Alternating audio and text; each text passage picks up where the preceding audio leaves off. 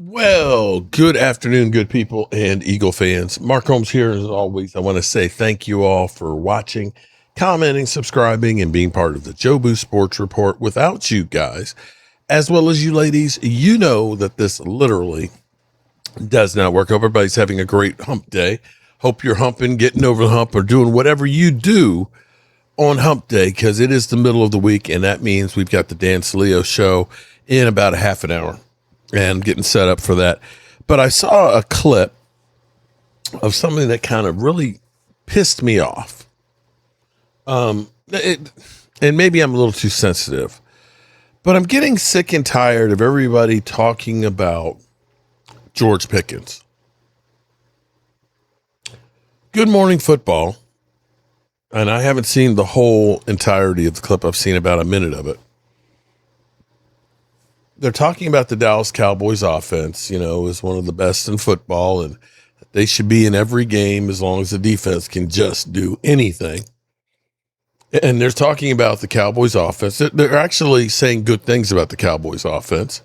But then they get to George Pickens. It's about the only problem is George Pickens off the field. We have not had George Pickens issues here at all. When I think of off the field stuff, I think of Rashid Rice racing and crashing and then spending a month in jail for violating probation because he couldn't stay off the weed. I think about Puka Nacua and having to go to rehab. Those are off the field issues. There's not one with George Pickens. And I'm getting tired of everybody putting these things out here, constantly saying George Pickens is a bad guy. That's bullshit. Let's go to the tape. New season brings new hope, at least if you are a Cowboys fan. And from the state of Texas, we are joined now, of course, by Jane Slater, who is truly, as we were joking before the show, she is going to carry us the first couple of minutes here and make sure we have the Cowboys understood up and down, front and back, as we continue to look ahead to 2026. Jane, good morning to you. First of all, great to see you. Great to see you guys. I mean, Dallas isn't exactly Italy. We have beautiful Lake Louisville that Isaiah knows well, and Lake Ray Hubbard, but glad you guys are enjoying some of your vacations too. Right? Jane, the Cowboys are looking to get back to the postseason, as they always do after a 2-year absence. What has become the biggest headline into training camp as Brian Schottenheimer once again enters this year as his head coach of this team? Yeah, Jamie, this is going to be the 11th year of me covering the Dallas Cowboys for the NFL Network. And I can't think of a training camp heading into that we really haven't been talking about significant contract issues. The Cowboys, believe it or not, got things done in the offseason. And more specifically, George Pickens signed that franchise tag, and he will be reporting to camp. By all accounts, he was there, of course, at mandatory minicamp. He told me he doesn't expect any problems. We'll get more to him in a second.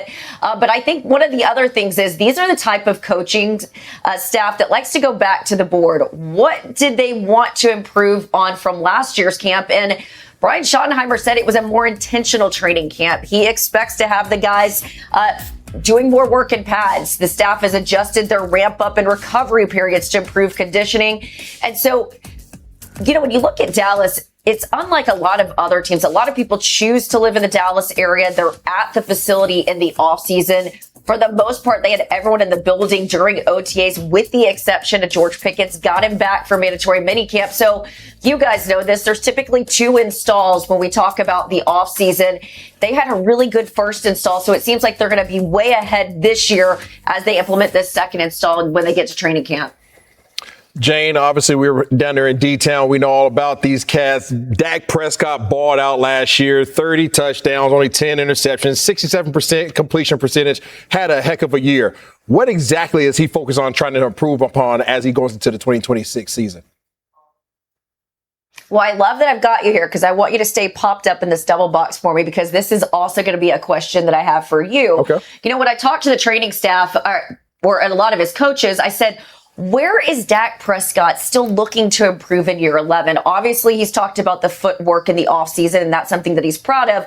But so the big difference for Dak Prescott in that system is obviously Schottenheimer and the ability to be able to have the play action. Dak Prescott is probably one of the more efficient play action passers in the game today. So if you're running him out of shotgun, the run is not necessarily so much of a threat. Obviously, with Javonte Williams in the backfield, what he was able to Prescott under center. Defensively, now I have to be able to respect the run game. Now, you did mention, Jane, that everybody was at the facility a lot in the offseason, except for one guy, George Pickens. Now, we know George Pickens will play under the franchise tag in 2026 for the Dallas Cowboys. But what do they have in store for him coming up this season?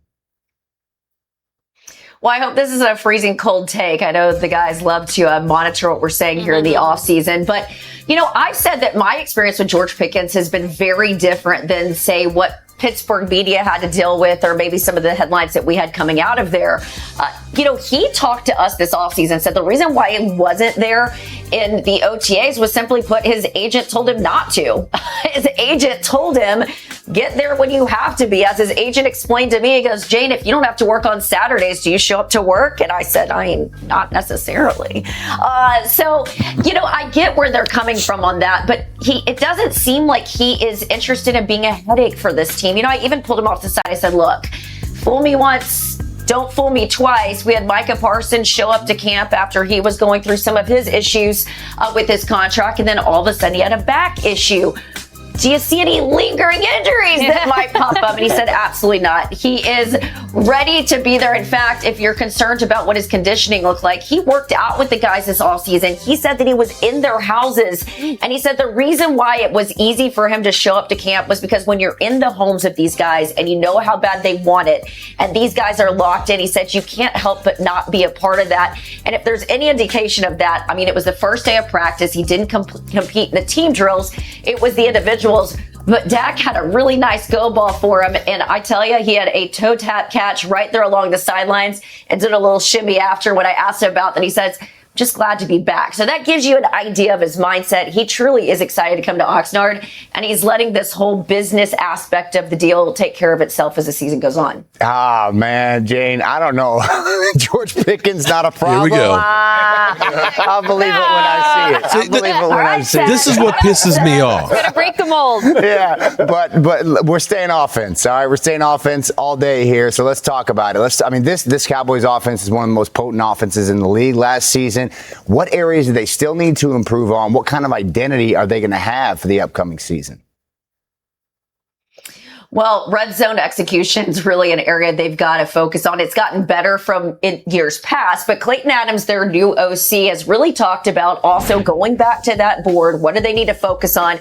And he said for him, it really is an issue of, look, they had a lot of self-inflicted wounds, especially when they got in that red zone. He said they need to use a better job of using the full width of the field. When there's only 5 or 6 yards of vertical space to work with, he said, you got to work on more of that lateral. But Javonte Williams in the run game, we saw him come along. And so they think by moving him around, keeping CD on the outside, but not really knowing where Pickens is going to be, they think that that could really be a chess piece for them on offense. So bottom line is they've got some wrinkles up their sleeve, and it seems like they're excited and they're ready to go. And more importantly, I think going up against this defense is going to make everyone smarter. I know we're going to talk. That's great news. But here's the actual clip. So this must have been a second segment. We must be getting back to the Dallas Cowboys or the be-all, end-all, because this is what I got right here. Let me see if I've got it. Cowboys offensive stats from last season. Yeah. I want to get into it. I appreciate the left tackle. Yeah, I appreciate the left tackle. Because I needed to know that too. Let's take a look at that, okay? Yeah. My answer is there is no concern for this offense. There is no concern. I mentioned it to Jane a little bit. George Pickens is kind of a concern, but that's an off-the-field situation. When he is on and he is locked in and he is ready to play, this offense is as good as any offense. And look at it right there. It is right in front of you. This offense is as good as any offense in the NFL. Yep. No doubt about it. You keep Dak upright, like your boys mentioned. Like Jane said, they're working on getting their red zones. Nothing to worry about when it comes to this offense. So, George Pickens has been with the Dallas Cowboys for a year. And we've had no problems whatsoever. Yet, they continue to trash the man. It really kind of pisses me off. But, you know, I guess getting ready for the Dan Celia show pissed off is a good thing. Peace out. You speak any English? Do you